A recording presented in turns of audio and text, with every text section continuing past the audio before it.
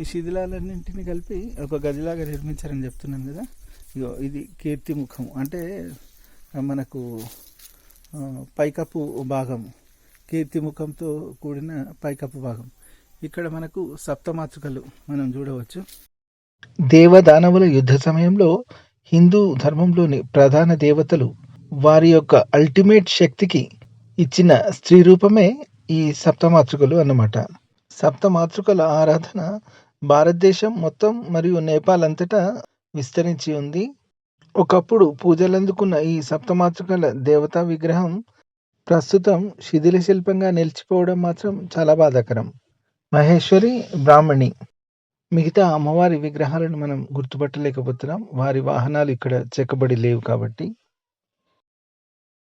ఇక్కడైతే వరాహి, ఇక్కడ ఇంద్రాణి, ఇక్కడ చాముండి, వినాయకి లేదా వినాయకుడు. ఇక్కడ కింద ఎలుకను చూస్తున్నాం కదా, ఇక్కడ ఏనుగు ఉంది.